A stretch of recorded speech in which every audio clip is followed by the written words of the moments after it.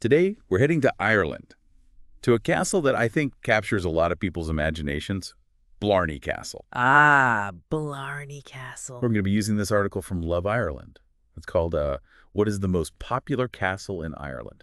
Okay. We're going to figure out just what makes this particular castle stand out from all the rest. Yeah, Blarney Castle. It really is fascinating how it kind of rises to the top, and you think about just how many amazing castles Ireland has. Right. You would think that with centuries of history behind them, a castle's popularity would maybe come down to, like, its age or even its size. Yeah, but it seems like there's something a little bit more at play here. Hmm. This article points to the Blarney Stone as a major draw. Mm. I think it's worth exploring whether it's the stone itself or the story around it that really captivates people. That's a really good point. Because, I mean, we're talking about a stone that supposedly grants the gift of eloquence when kissed. Yeah. It almost sounds too good to be true.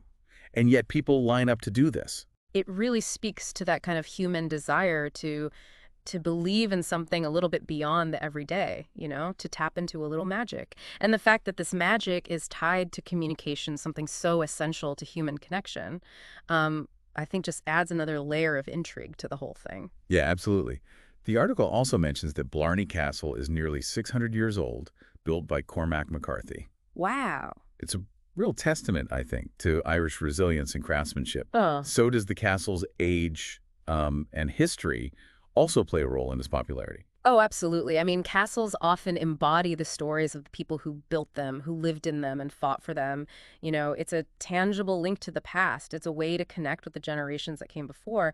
And Blarney Castle, has witnessed power struggles, sieges, and just the changing tides of fortune. So it's almost like a physical representation of Irish history. So it's not just about pretty architecture. No, not at all. It's like stepping into a living storybook, feeling the weight of history beneath your feet. I like that. And Blarney Castle isn't just about stones and battles either. The article raves about these expansive gardens Yeah. and not your typical flower beds. Oh, yeah, these gardens are something special. They were designed to create this atmosphere of wonder and enchantment. Winding pathways lead you through vibrant flora and these intriguing rock formations. And it even get this a poison garden. Okay, now poison garden. That's not something that you see every day.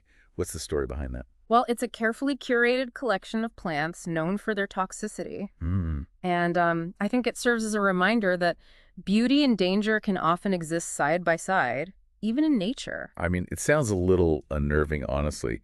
But there's also mention of something called the wishing steps, Yes. a spot where legend claims if you walk up and down the steps with your eyes closed and concentrating on a wish, it might just come true. Yeah, you've got the historical weight of the castle itself, the mystical allure of the Blarney Stone, and then you add these elements of whimsy and folklore into these gardens. It's a combination that seems to resonate with a lot of visitors. It's almost like Blarney Castle has managed to tap into something universal, you know, a longing for connection, a fascination with the past, and a desire to believe in the possibility of something extraordinary.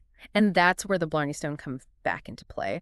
Because while kissing it might not magically make you, a skilled orator, the act itself, I think, becomes a ritual, a symbolic gesture imbued with meaning and hope. Yeah, You absolutely.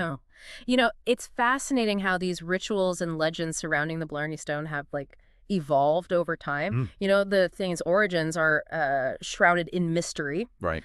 with some claiming it was a gift from Robert the Bruce after the Battle of Bannockburn, Mm. while others link it to ancient Irish kings. It seems like the more we learn about the Blarney Stone, the deeper the mystery gets. But that ambiguity seems to be a big part of the appeal. Oh, yeah, absolutely. And you know what else I think is interesting? It's a reminder that history is often this blend of fact and fiction.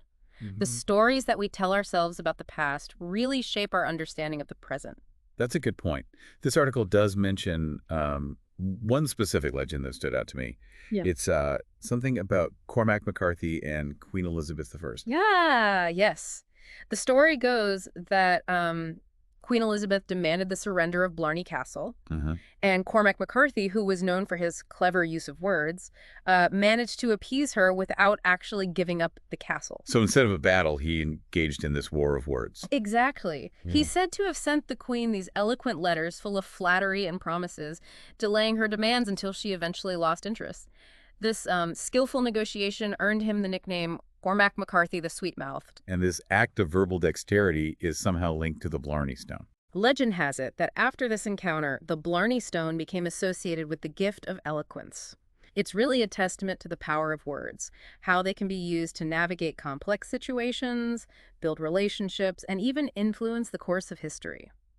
It is interesting to think about how the castle itself transitioned from, like, this site of strategic importance to a place that celebrates, in a way, the art of communication and storytelling. Yeah, it's a fascinating evolution. It speaks to the adaptability of these historical sites. As times change, so too do the stories we tell about them, the meanings that we ascribe to them. And in Blarney Castle's case, it seems like those stories are still being written, with each visitor who climbs those castle walls and leans in for a kiss of the Blarney Stone. They're adding their own chapter to the legend. Yeah, it's a reminder that these historical sites aren't static relics of the past, They're living, breathing entities that continue to evolve and inspire us in the present. Okay, but we can't forget about those amazing gardens we were talking about earlier. Yeah. I'm particularly curious about this poison garden. It just seems like such an odd choice, for a place that's meant to be so enchanting and captivating.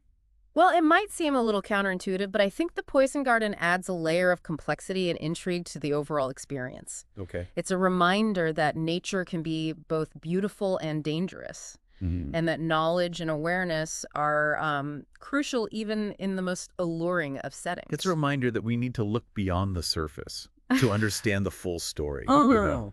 The light and the shadow. Exactly. And it's this kind of multifaceted exploration that the deep dive is all about. Mhm. We encourage you to subscribe to our newsletter where we uncover these hidden stories and delve into fascinating topics from around the world. It's the perfect way to stay curious and keep learning. You'll find a link to sign up in the show notes.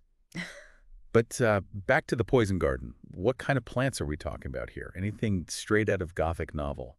Oh, there are some fascinating specimens in there. For instance, there's deadly nightshade, also known as belladonna, which has a long history of use in folklore and witchcraft. Okay, I could definitely see how that one fits the Yeah. whole Gothic novel vibe. Yeah. And then there's hemlock, Uh-huh. a highly poisonous plant that was famously used to execute Socrates in ancient Greece. Wow. That's a pretty powerful historical connection. Hmm. It's incredible to think that these, seemingly harmless plants have played such significant roles in shaping human events. Absolutely. And the poison garden at Blarney Castle gives us a chance to kind of confront that duality, to appreciate the power and complexity of the natural world. So while the Blarney Stone might entice with promises of eloquence, Right. the Poison Garden is offering a different kind of lesson, Right. a reminder of the importance of knowledge and respect for the natural world. Precisely. It's a reminder that even in the most beautiful, enchanting settings, danger can lurk. And that's a lesson that resonates far beyond the walls of Blarney Castle. It's amazing how one garden can just spark all this reflection on, like, the duality of nature. So aside from the deadly nightshade and hemlock, what other intriguing plants can people find in this poison garden? Well, there's ricin, for one, Okay. a plant that produces one of the most deadly toxins known to man. It's a sobering reminder that even in a setting as carefully curated as a garden, nature's power should never be underestimated. It sounds like a collection that requires a healthy dose of respect, to say the least. I imagine there are some pretty strict safety measures in place to prevent any, like, accidental encounters. Oh, absolutely. The plants are all carefully contained, and there's plenty of signage warning visitors to observe but not touch. It's all about education and appreciation from a safe distance. Right. That makes sense. It's like a living exhibit, where you can learn about the history and folklore surrounding these plants, Yeah. their uses in medicine, and in some cases, their more nefarious applications. Exactly. Take monkshood, for Mm. example. It's a beautiful plant with these deep purple flowers, but it also has a long history of use in both traditional medicine and, unfortunately, poisonings. It seems like the poison garden really embodies that whole idea that knowledge is power. Right. By understanding the potential dangers of these plants, we can better appreciate their complexities and respect their role in, the natural world. Yeah, and it's a perspective that can be applied beyond the garden as well, recognizing that beauty and danger or knowledge and risk often coexist is a really valuable insight to carry with you. It's almost like the poison garden is a microcosm of Blarney Castle itself. It just offers this deeper layer of meaning beyond the initial charm and lure. You Yeah. have the historical significance, the legendary Blarney Stone, promising eloquence, the whimsical wishing steps, and then this space that encourages reflection and cautious curiosity. It's a brilliant observation. Blarney Castle really does offer a multifaceted experience, something for everyone. Whether you're drawn to the romance of history, the thrill of legends, or the intricate beauty of the natural world, there's a story waiting to be discovered within those castle walls. So for our listeners who might be adding Blarney Castle to their travel bucket list, what's the one takeaway you would offer? I would say go with an open mind and a willingness to embrace the unexpected. Allow yourself to be swept up in the stories, the legends, the history that permeates every corner of the castle and its gardens. And who knows, you might even find yourself leaning in for a kiss of the Blarney Stone. And don't forget to subscribe to our newsletter for more deep dives into fascinating topics, just like this one. You can find the link to sign up in the show notes. We've got a lot more stories to share, from ancient mysteries to modern marvels. It's the perfect way to stay curious and keep exploring the world, even from the comfort of your own home. So, as we wrap up our deep dive into Blarney Castle, we'll leave you with this thought. If a wish whispered on those wishing steps did come true, what would be the most surprising consequence? Think about it. The ripple effects of a single wish granted, how would it change your life, your community, the world? Sometimes the most intriguing questions are the ones we never expect to have answered. Until next time, keep exploring, keep questioning, and keep that spark of curiosity burning bright.